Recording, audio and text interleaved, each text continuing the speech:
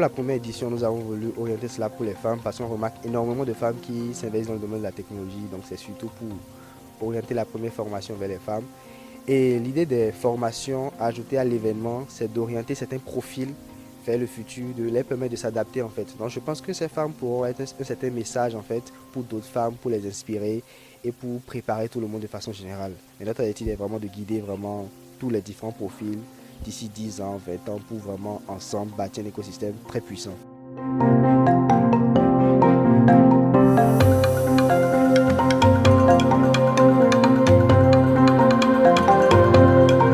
Ce qu'on peut retenir, c'est que le monde évolue très vite et il faut s'intéresser au maximum de domaines possibles. Et comme je l'ai dit aux filles, il faut faire 3 choses principalement. Il faut s'inspirer de ce qui existe déjà, innover, créer ou détruire d'autres pour se faire une place.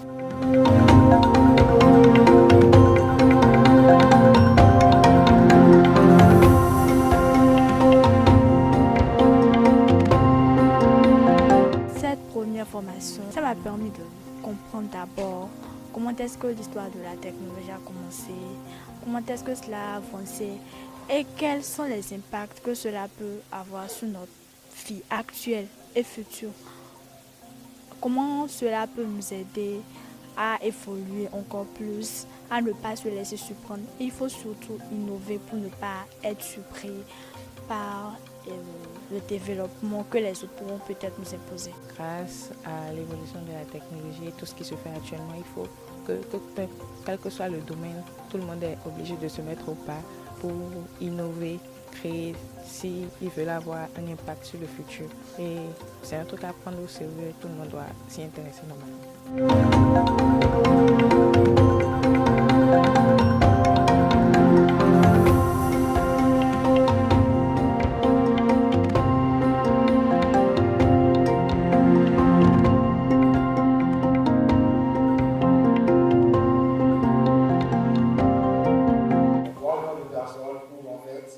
Nous avons une jeunesse qui est prête et un écosystème suffisamment solide et vraiment disposé à changer les choses très rapidement. Nous allons complètement nous focaliser sur le futur et non seulement apprécier les projets sur lesquels les participants de la formation ont pu mettre en place en seulement 2 jours, des idées vraiment révolutionnaires qui touchent non seulement l'énergie, qui est une problématique que nous avons actuellement, l'écologie, comment assurer l'économie de l'énergie, et également l'éducation. Au sein de l'ALETIA, nous faisons de la recherche et du développement technologique parce que nous pensons que le développement technologique ne peut passer que par la recherche et le développement et non pas simplement le développement de solutions utilisables rapidement. Il faut vraiment que nous mettions l'accent sur la recherche et que nous posons les bases solides afin d'assurer le développement technologique. Et dans ce domaine de la recherche, nous touchons pour le moment principalement au logiciel, à l'intelligence artificielle et aux objets connectés.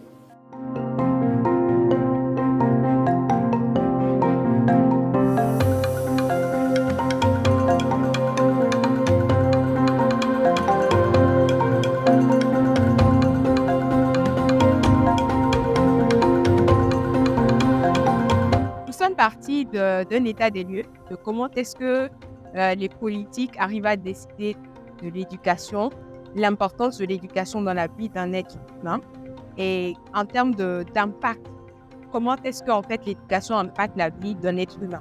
Après, nous nous sommes justement penchés sur les tendances technologiques et comment est-ce que ces tendances-là en fait vont impacter l'éducation de demain.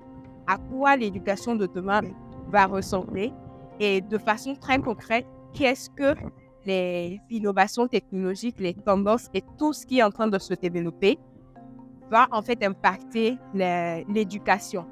Comment on pourrait définir, comment est-ce qu'on peut penser l'étudiant ou l'élève de demain et de l'autre côté, comment est-ce qu'on peut penser l'enseignant ou le guide en fait qui permet à l'être humain. Nous avons également parlé de notre contexte actuel, donc notre système éducatif actuel en termes de réforme, en termes d'impact, comment est-ce qu'il mais à quoi il ressemblerait dans un futur aussi bien proche que lointain.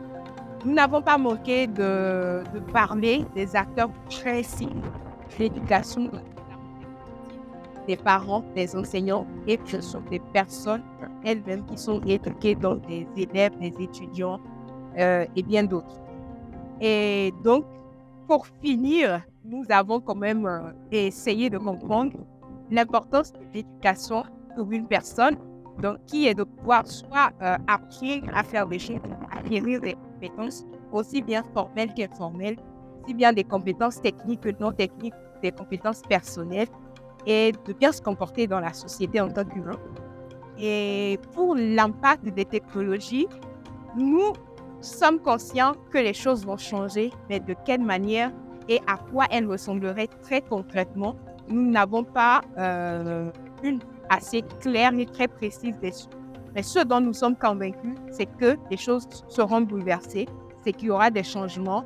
Et à un moment donné, soit il faudrait changer les choses, soit il faudrait s'adapter et pouvoir s'aligner sur ce qui est innovation et impact en fait dans la vie de chacun et du coup dans les politiques des pays, des gouvernements, etc. Ce que j'ai essayé d'expliquer, c'est beaucoup plus les avancées de l'IA. Quel est l'impact de l'IA et des nouvelles technologies émergentes sur le quotidien et puis quel pourrait être l'impact sur le futur. Déjà, l'IA, ça permet de faire ce que nous pouvons faire, mais de façon beaucoup plus optimisée.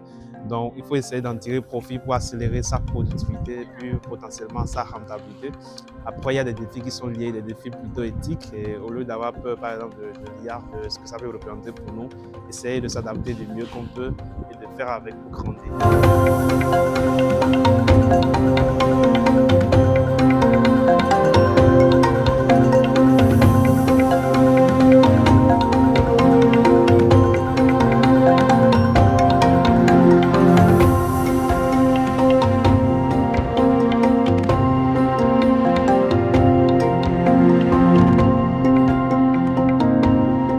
Cette expérience a été vraiment unique. C'était vraiment un partage d'expérience unique de rencontrer des personnes qui ont réussi, des femmes qui ont réussi dans la vie, de rencontrer des personnes qui essaient de faire de leur mieux pour améliorer la vie au Bénin et tout ce qui est autour.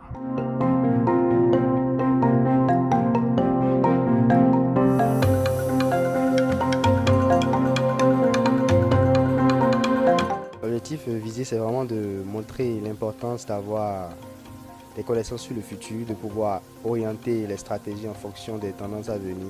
C'est ce que nous essayons de faire ce matin, d'ailleurs à travers le module sur les dynamiques actuelles, notamment dans le monde de la technologie. Tout à l'heure, nous allons parler des opportunités. Et j'ai été vraiment très ravi de voir les participantes être vraiment très impliquées et essayer de comprendre comment, en fonction de leur domaine, elles pourraient orienter leurs formations, orienter les actions pour pouvoir être sur la ligne directrice pour avoir du succès dans le futur. L'écosystème béninois est en train de se bâtir et on essaye vraiment de contribuer au maximum. Je pense que tous les acteurs sont là. Le Bénin a vraiment la chance et l'occasion de bâtir la Silicon Valley africaine et je pense qu'on va le faire.